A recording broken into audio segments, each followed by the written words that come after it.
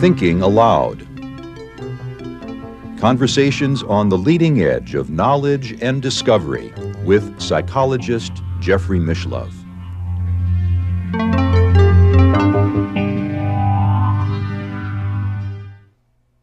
Hello and welcome. I'm Jeffrey Mishlove. Today we will be exploring psychic transference. With me is Mona Delfino, who is a healer from Eugene, Oregon, a former nurse and a former licensed massage therapist. She is also the author of The Sacred Language of the Human Body. Welcome, Mona. Thank you, Jeff. It's so nice to be here. It's a pleasure to be with you. In reading your book, I noticed you started off right away with a story involving a very profound psychic transference that had a deep impact on your work as a healer. And I think that's a good place to start, because I think our readers, our viewers, your readers and our viewers will find a lot of meaning in the concept of psychic transference. Yes. Oh, it's amazing. I really appreciate you doing this topic too, because I think the more people that understand transference, the more we're going to understand what happens in the process of our emotions. They're not always ours, but we don't always know that. So how do we do this? Well, I'll tell you a little bit about the story first. The story actually involves my very first client. And I've been asked, I worked as a massage therapist for 30 years, and that was right after nursing. So the minute I go into this little clinic where I'm working, it's only 200 square feet. This woman comes in from the diet center and was very unhappy. And she had been quite heavy. And so as I was working on her, I started realizing that I was picking up on stuff that was not mine. I could feel her energy. I could feel her talking about her brother and how he got all the good stuff from the family, and she was unhappy. But obviously what was happening to me was I was absorbing it.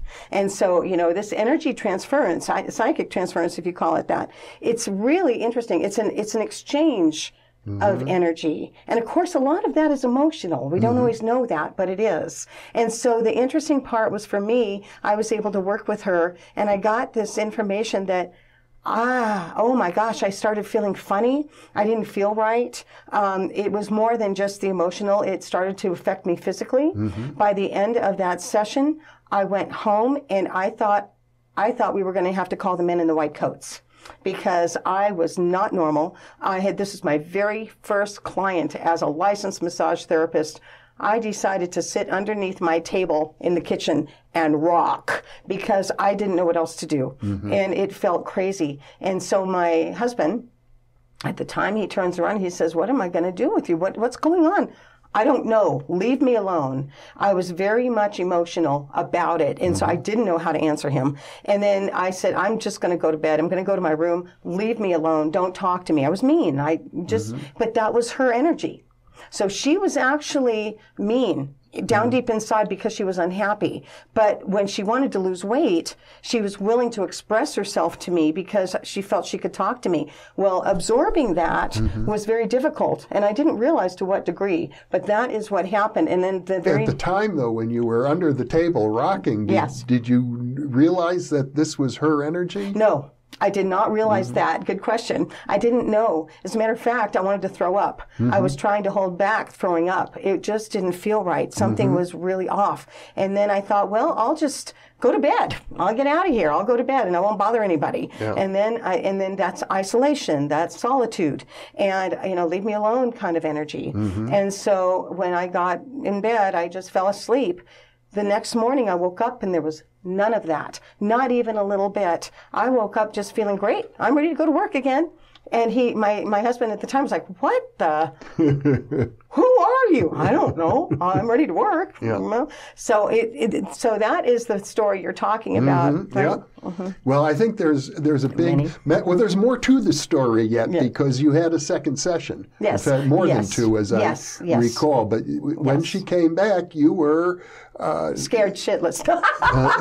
Very, very scared. I didn't know what to do with it. I thought, oh no, I wonder if there's a way I can get her off the book. Because by that time you had figured out that this experience, this very difficult purging experience you had was related to her energy. Yes, yeah, It totally. was very untypical for you. Yes, I wasn't prepared for that.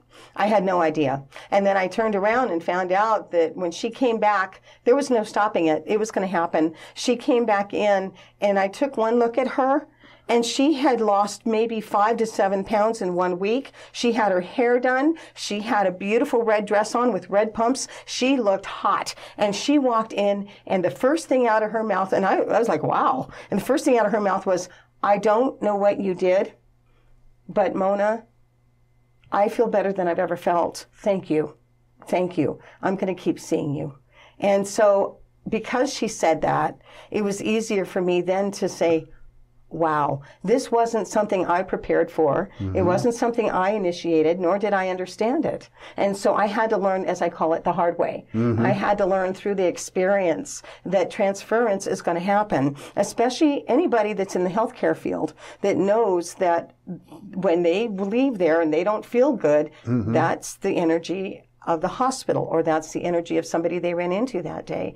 But it doesn't just happen for healthcare workers. It happens for the basic Joe Blow, anybody that's in the streets. We all get it. It's particularly part of the lore of people who are healers. I hear healers talking all the time about how they have to ground themselves, how they have to cleanse themselves, how they have to process or work with this energy when it happens. And some healers have told me, well, I just get a cold. They lose their cold and I get it. And then I can deal with it that way. That is transference. Or even karma. I have heard healers say, I take on their karma. Yes. And so how did you learn to process this? It took years. It literally took years for me to get as good as I am today, because I pretty much have mastered it. I know who's who and what's what, and I also know what places to stay out of and what places to go into, things like that. Something that's harmful I can detect already. It's something that you evolve with. If you're still in it. I mean, there are people that have actually quit doing healthcare work because they can't handle it. You know, they may be too empathetic or too compassionate, and they can't handle it, you know, or their blood pressure goes up if somebody else's goes up. It's very simple. It's not hard to take on a transference effect. The difference is when you start to understand how much you've done it, and you realize after a while. I got a quickie story for you. When I was nursing, a man came in and I did his blood pressure, and I thought, okay, I was working in a general practice, office, and I did his blood pressure, did his vitals. Turned out that I walked out of there not thinking anything of it, went back to my work in the desk. About 10 minutes later, the doctor looks at me, my doctor, he looks at me, and the one I worked with, and he goes, Mona, what the heck happened to you? And I said, what are you talking about? I feel fine. What's that? What? He goes, go look in the mirror. Come with me. Come here. He shows me the mirror. I was completely jaundiced. My eyes were yellow. My skin was yellow. I had yellow in my neck. Everything was yellow. And 10 minutes after I got out of that room, and the man wasn't jaundiced. He wasn't jaundiced at all. So what happened? Well, it turned out that when they started running the blood tests on him, he had hepatitis C.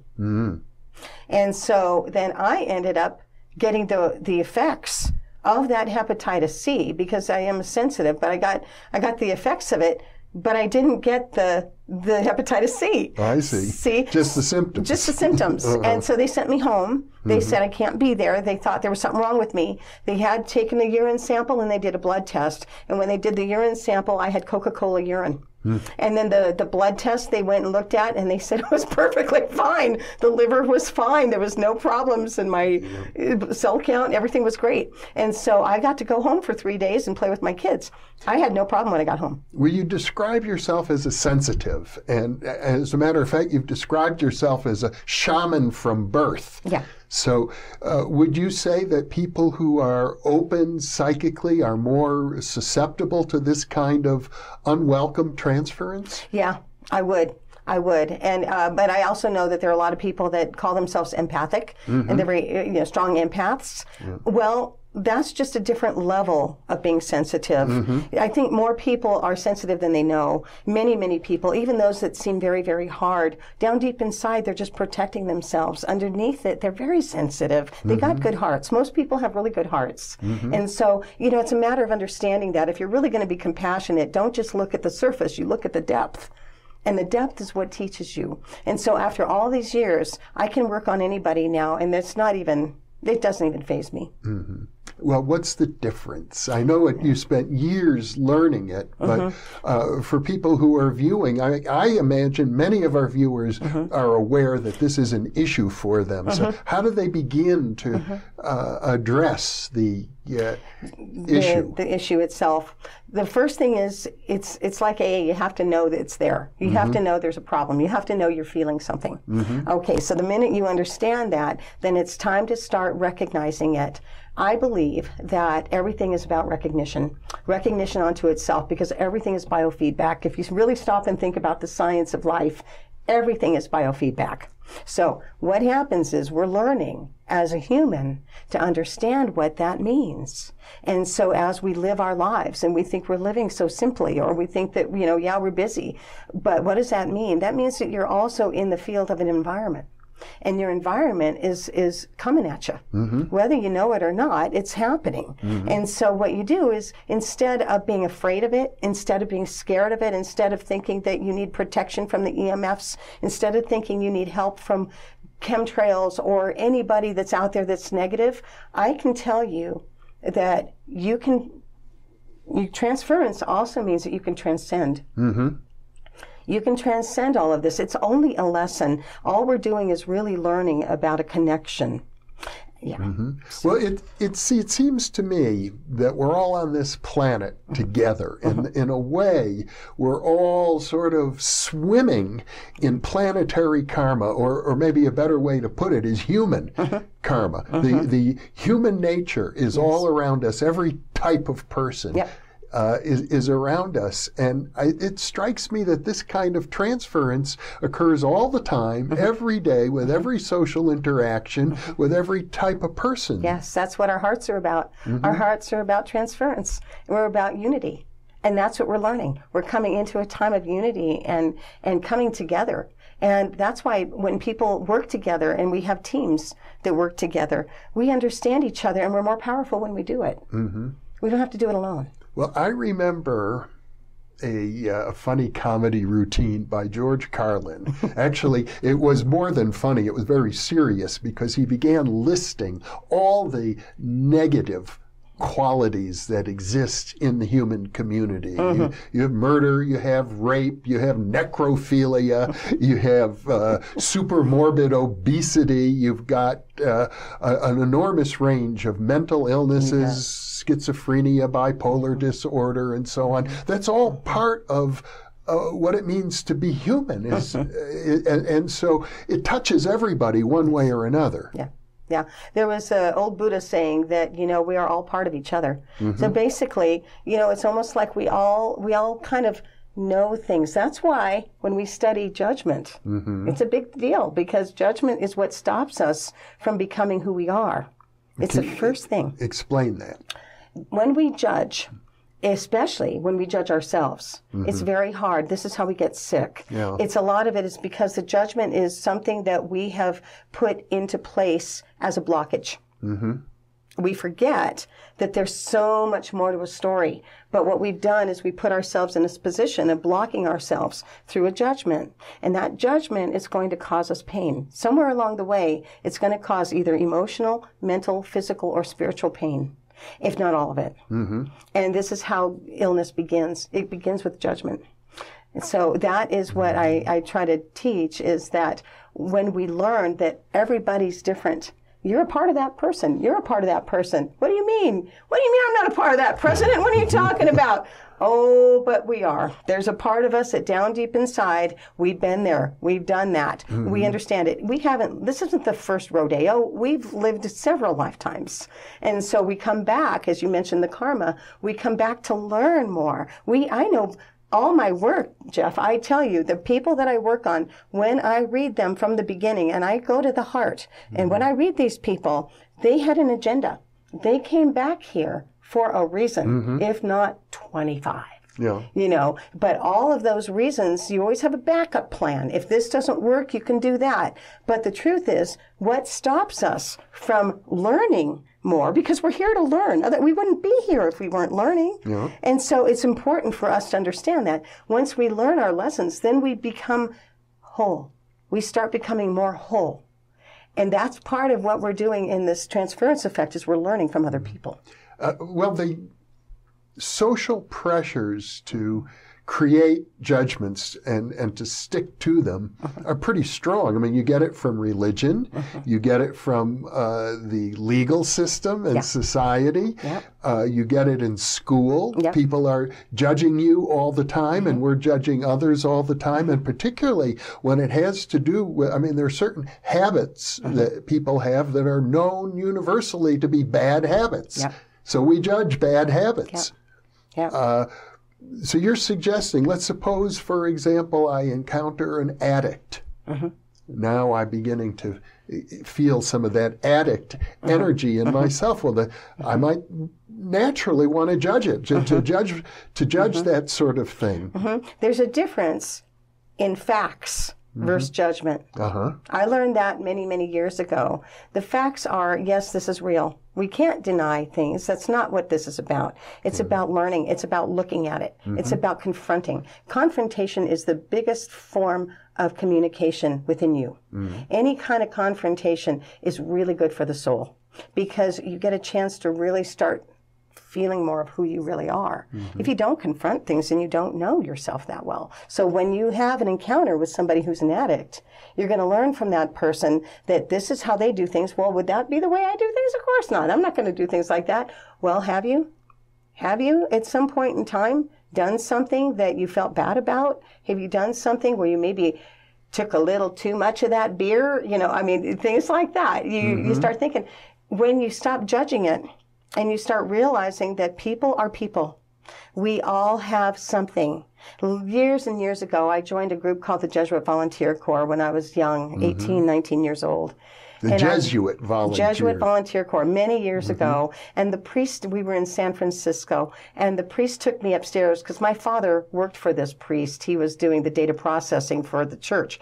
And so my ears rang when he came home and he talked about the Jesuit Volunteer Corps. I said, I got to know what that is. So I ended up getting up and I went over and he said, go talk to the priest. I can't tell you what this is about. So I did.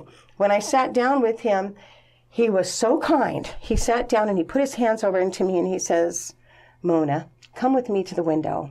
Let's go look outside here on the street. So we're on a 2-story floor. We look down and he's showing me these people walking down here and he says, every one of those people has an issue. There's not one walking down there that doesn't have some kind of a problem. He said, in what we do, we try to help people, and we want to help them to heal, but we have to heal ourselves. So he told me that when I was 18. And he said back in the day, when you join the Jesuit Volunteer Corps, this is our mission. This is what we're doing. And so at that point, that's when I started realizing he was right. Every single person that you meet has something going on. How dare we judge that? This is something that they need to learn, that they have to be responsible for. Sooner or later, it's up to them to make those choices. And who are we to come in and say they should and they shouldn't? It's really not our place. We have to learn from each other. And that's how this unity is going to become more effective. And we're going to evolve. Our humanity is in chaos right now so that we can evolve. If we didn't have chaos, we would still be stuck in the same places we were with education, with the government, with the ways that we see things in our own process. But the chaos is good because it's opening doors that we had no idea was going to take us into different levels. So learning, I guess the first step is to be aware that you're experiencing something that's not characteristic of your normal range of emotions and physical symptoms. Right. That's the first clue that it's coming from someone else. Yes, absolutely correct. Absolutely correct. Then the second step, one might say, if we had steps, is even if you're feeling terrible and you're rocking on the floor under the kitchen table, not to judge it. Yeah, for me, it was feel. I'm a feeler healer. They call me a feeler healer because I feel everything. And so if I can feel what that person was going through, but yet my body was responding to her way of thinking, I was lost. I was completely thrown out, thrown under the table.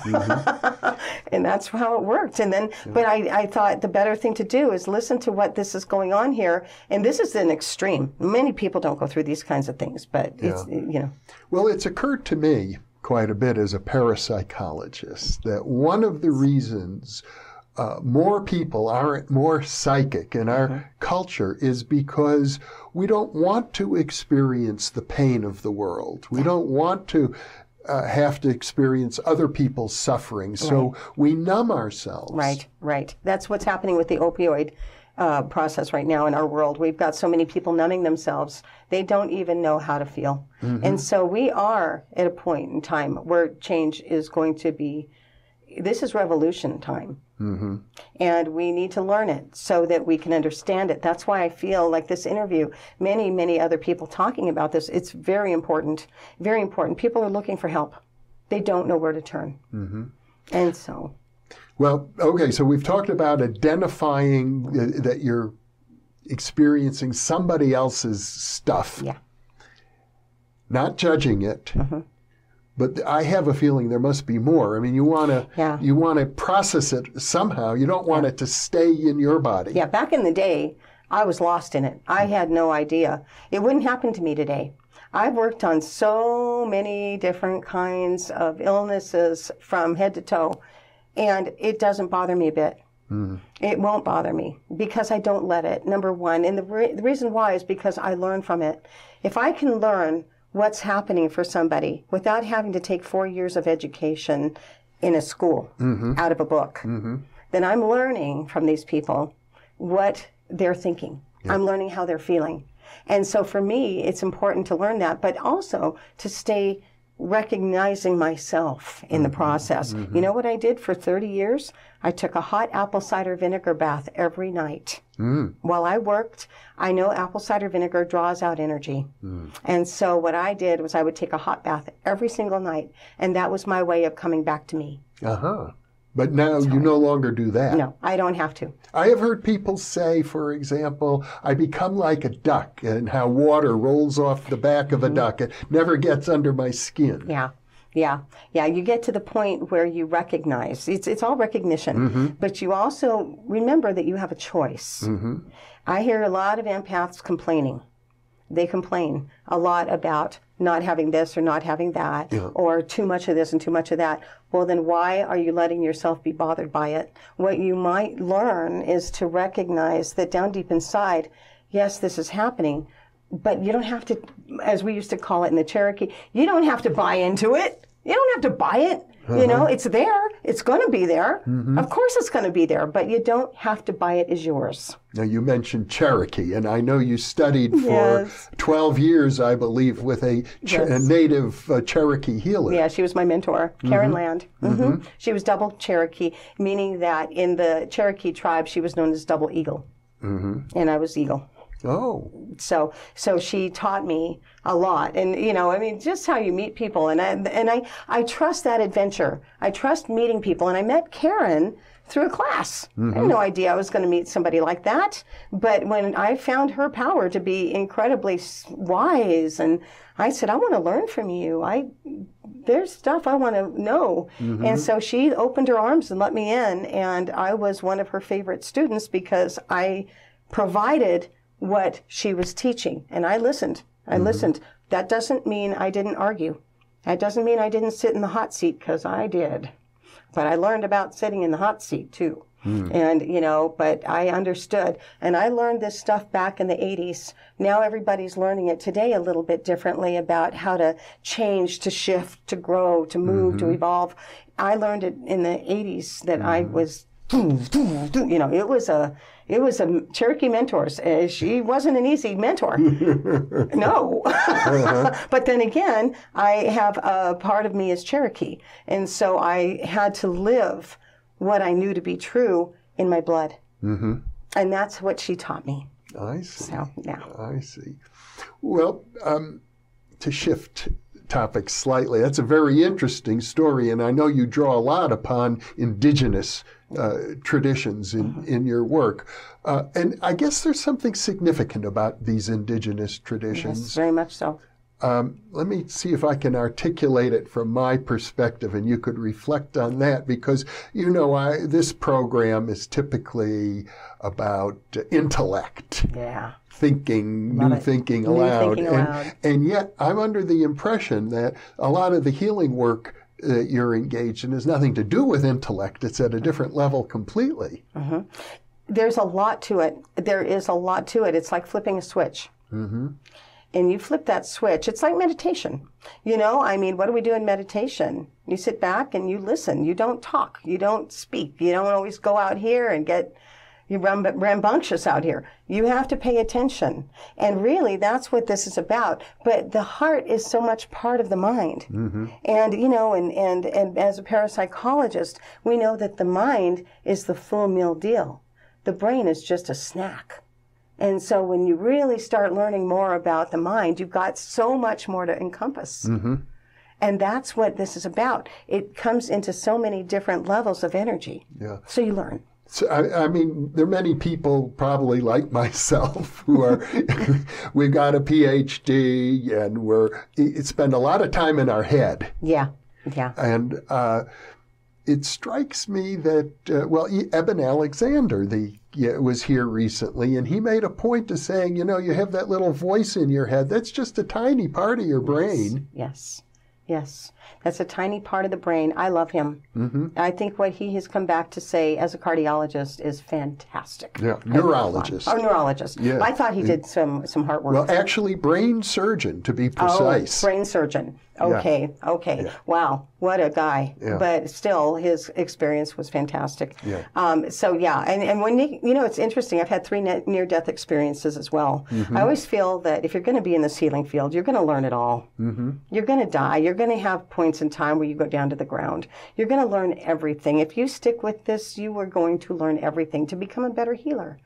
You know? And well, not only that, in my opinion, if you're on a spiritual path of any sort, you discover that healing is just part of being on that path. Yes. Anybody on a spiritual path who thinks they're not a healer is probably a bit mistaken. Yes, yes. And that includes people who are working in the mental mind. Mm-hmm. Mental, physical, emotions, spiritual. Yeah. It's all part of one body. Mm-hmm. And so we just focus on that a little bit more.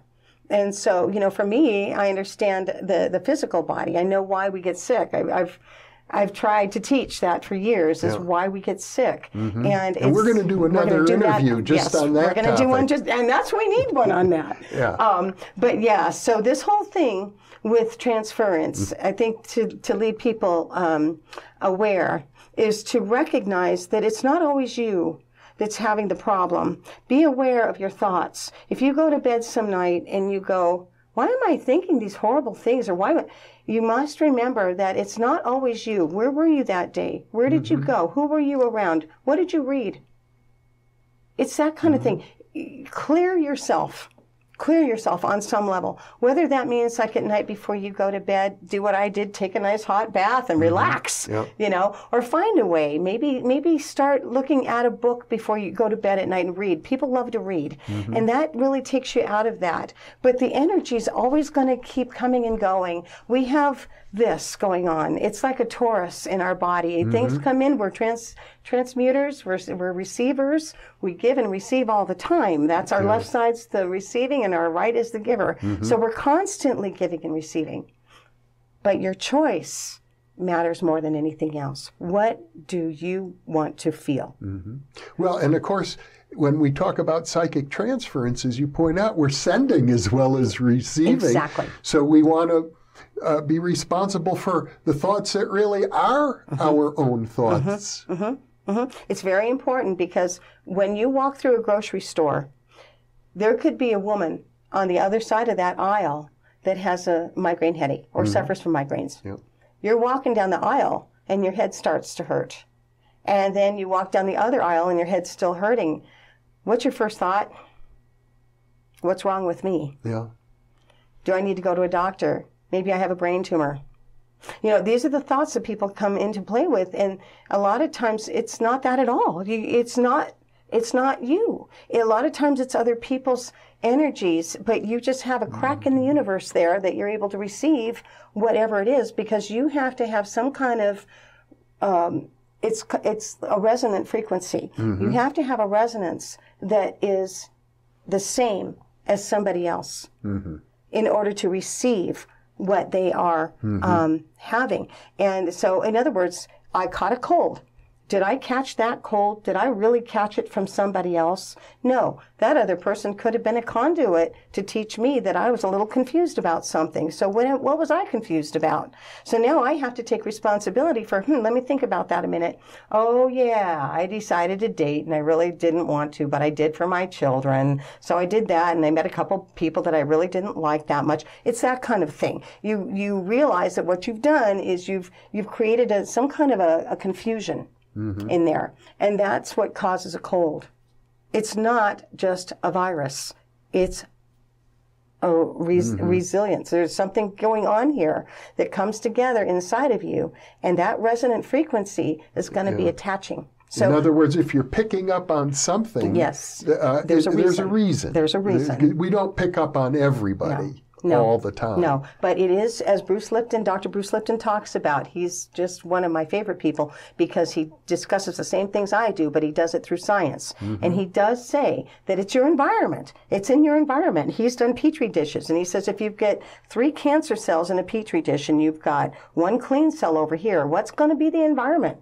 So then this is eventually going to become a cancerous cell. If you have clean cells here and you've got 3 and you've got 1 cancerous cell in the Petri dish, this is eventually going to get clean.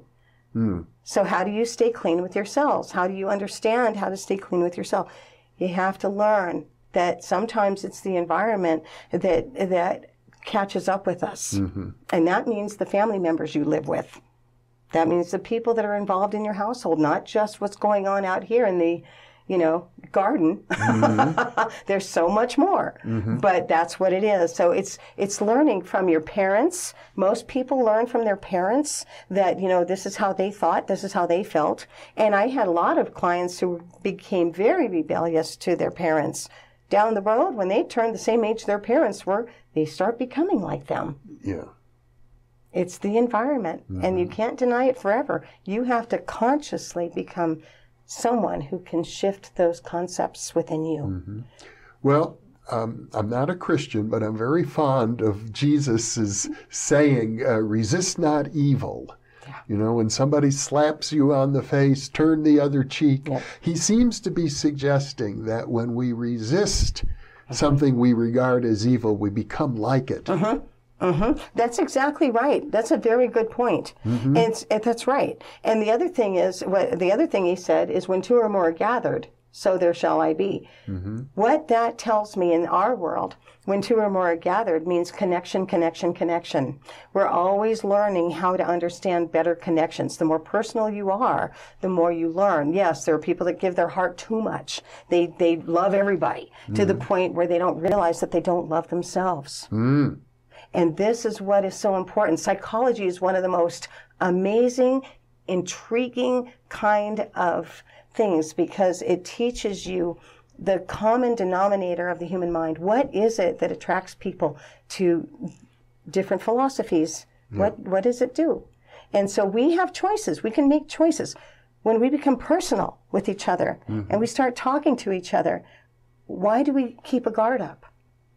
If we keep our guard up, why do we do that? That's because we don't want to hurt, or we want to look good. We want to be able to look good. We want to come across as important. We don't want to look stupid. We have all these things. That happens to people. It's self-judgment. And that becomes the blockage. So when we lose that judgment and you can be yourself, it takes time. Love yourself. How easy is that? Not. So that's where Well, it should be easy. Well, it's one of the easiest things in the world to do, and it's one of the hardest things in the world to do. My sense is that people who have been traumatized for one reason or another, often in early childhood, have a harder time of it. They don't get taught, and they don't get encouraged. That's why. Yeah.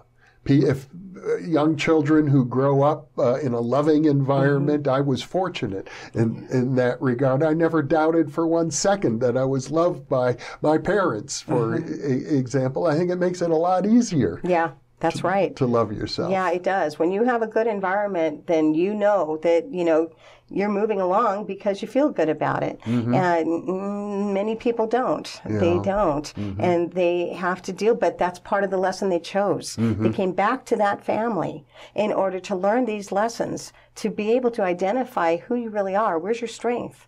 Is it always going to be easy? No, there's always challenges. Challenges are really blessings in disguise. So the more we learn that, the more you stop judging the challenge and start feeling better about yourself. The tricky thing here that I perceive is this, that we want to be able to distinguish our own stuff from something else that came from another person that's being transferred to us, and yet it wouldn't have been transferred to us if we weren't susceptible to it in the first place. Exactly, that's which means that there's an overlap. Yes. So it's not always easy to separate out what is mine from what is yours. Right, right. But that's where you become more conscious of what you don't like. When you become conscious of what doesn't fit, what doesn't feel good, stop complaining. What we do is we've got to learn how to identify it and then recognize, again, recognition, and then we can change it. But that's when you turn the other cheek, because you can realize that that is not what you want. When I think of transference, and I think about it a lot, actually, psychic transference, I think of it in terms of what we're doing here on the New Thinking Aloud video channel, because I'm endeavoring actually to transfer the wisdom, the consciousness of myself and all of the guests to the thousands of people who view these videos. Yes. Fantastic. And that's what needs to be done, I feel. We're doing a good job. I hope it's always positive. There's a lot to learn. Yeah. I mean, I suppose the fact of the matter is that anything that's in my subconscious or in your subconscious can be transferred via the vehicle of a video like this. Yes, actually, that's what people see you as. When someone first looks at you, the first thing they see is what is there. They can detect the subconscious before they can detect who you are consciously. They might call it judgment. Some people just can feel. They feel. And they know, instantly, maybe I don't really want to meet that person, or maybe I, want to walk this way instead of that way, kind of thing. But you don't know anybody. You can see maybe this person's having that problem that day, or maybe someone's, irritated. But down deep inside, they're very kind. You just say hi to somebody and they'll just be so happy you did. You never know. You never know. But I guess sometimes it happens in just an instant as well. It's quantum physics. It's literally quantum physics. There's no time. So. Well, that's something to contemplate. Another topic. Yes. I mean, we could talk for hours and hours about no time. So where were we? Well, Mona Delfino, this has been a delight. I thoroughly enjoyed this conversation. And also, I can't help but feel that it's going to be very useful for our viewers to have a better grasp of this process that's going on all the time anyway. Oh, Jeffrey, this is the time. This is the time, I feel, more chosen than not, because we have so much going on in our world and the downloads that are going on for everybody. Everyone's changing. Everybody is changing to some degree. So let's just say, here's to changing. And yes, let's make this fun. Let's do well. Thank you so much for having me on your program. This is so inspiring, and I love your work. I love what you've done, and I appreciate being here. Well, thank you, Mona. It's been a pleasure, and I'm looking forward to doing a few more interviews with you while you're here as well. Me too. Thank you for being with me, and thank you for being with us.